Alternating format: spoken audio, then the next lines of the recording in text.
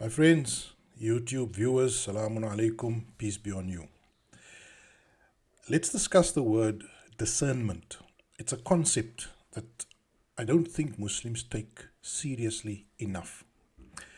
Now, this word discernment, it is very, very closely related to the central Islamic term called TAQWA. And let me look at the dictionary quickly, and then we can first see what it means, what discernment means. Now, the word discernment in the dictionary, if I just do a quick search on the internet, it says the ability to judge well.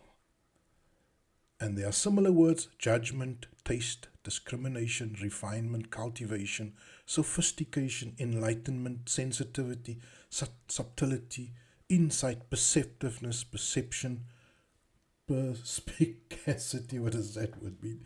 Astuteness, acumen, shrewdness.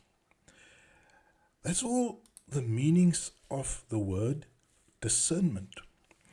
Now, discernment is a very, very important element of a highly developed, civilized human being.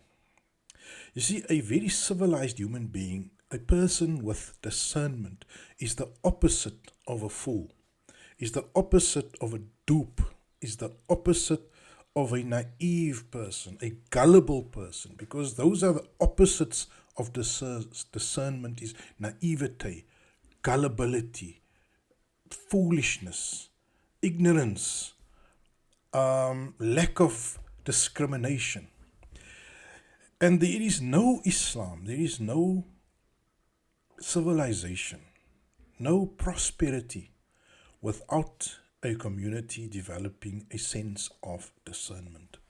Now, I often get people ask, and the problem with the Muslim community is that for 1,000 years and more, they have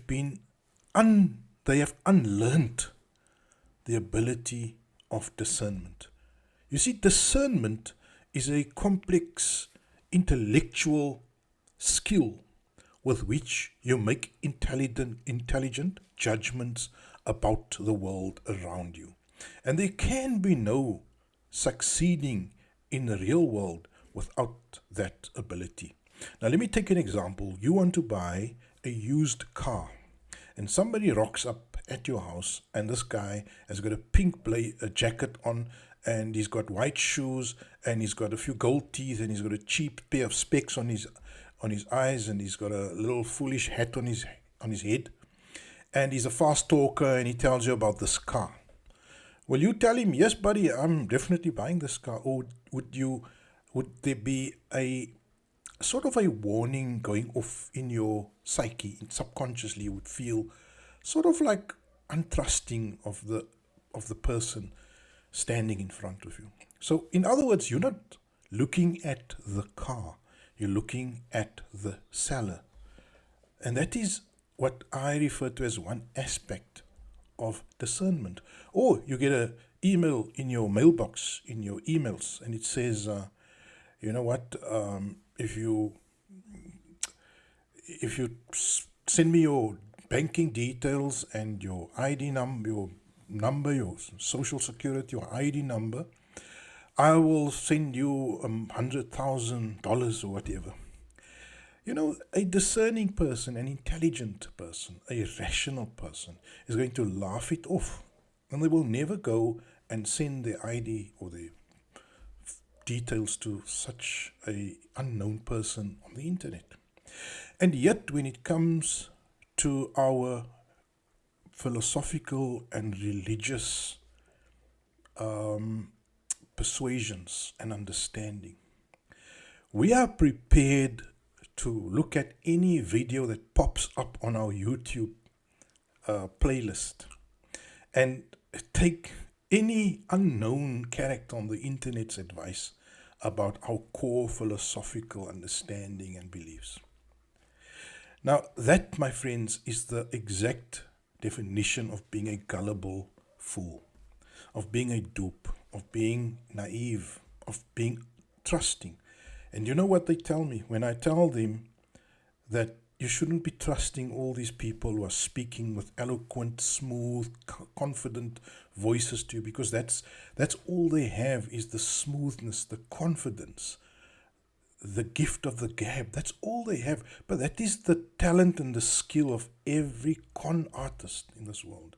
You cannot be a con artist without the gift of the gab, without the smooth tongue.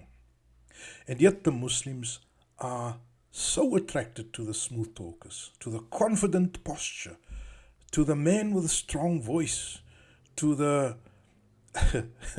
what is this guy's name? Tate, and all these other internet personalities. They come to you, they push out their chest, and they come and roar in a strong voice to you, and you suddenly feel like you need to give them every fiber of your loyalty and support. And so it goes. On Friday, you go to the mosque and you hear that guy barking and roaring from the pulpit in front, and you feel comfortable. I'm in the right company. My friends, what you are being is, you are being undiscerning. You are being fooled. You are being played by all these smooth talkers, by all these roaring, powerful voices, by all these eloquent sounding men, and by these good looking, attractive looking women. You see, that is the skill. That is how it works. If you look at the corporate media, CNN, BBC, that is, those guys who report from the war front, who wants you to take the side, their side. They come across confidently with a strong voice, and they lie. They lie every time to you. You see, how you will see is, you'll never know it when they lie to you in your face. You have to go back 5 years or 10 years and look at when they report about the war in Afghanistan or the war in Iraq. And then you see how confidently they're lying, and how they, and recently now, if you go back and you look at the old videos of the COVID pandemic early on, about the vaccines, etc., how they lied, because now it comes out they didn't have any proof. They were just making it up as they were going along. And you, the Muslim, the average Muslim, need to relearn the skill, the quality of discernment. We need to re-embrace the quality of being able to judge by what is right, instead of being bowled over by the beautiful speech of whoever is addressing us and calling us towards whatever they're calling us to. We need to have taste, we need to have discrimination, we need to have refinement, you see, and that is sadly what the Muslim is lacking. You see, that is what happened in Libya. In Libya, in 2011, what happened is, they told those people, all the Libyans, via their troll farms and via infiltrating their Facebook feeds, their Twitter feeds, and whatever form of media people were consuming, whether it was Arabic, Al Jazeera Arabic. They told those people, your leader, Gaddafi, is a blood-sucking monster, and he's a terrorist, and he's a maniac, and they demonize this man. And those poor Muslims, they've never learned the art of discernment, and so they were easily cajoled, they were easily swayed, they were so easily manipulated.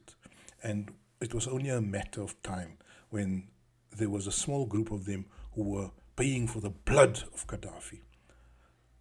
And now, it's 12 years later. Are they better off? No. They were just struck by a massive, massive, massive tsunami that they created themselves, because they weren't maintaining their dams. And so the dams broke, and all that water fell on those people. Just the deluge overcame those people and killed 20 or 30,000 people. It's all related to that lack of discernment, my people, my friends.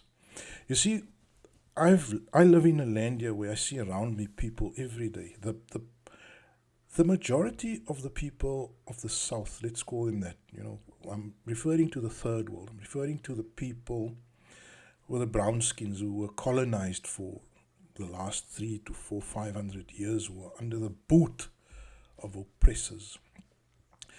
The main thing that these people have to relearn very quickly, and the Muslims very much part of that group, is how to judge between what is destructive, what is harmful, and what is good.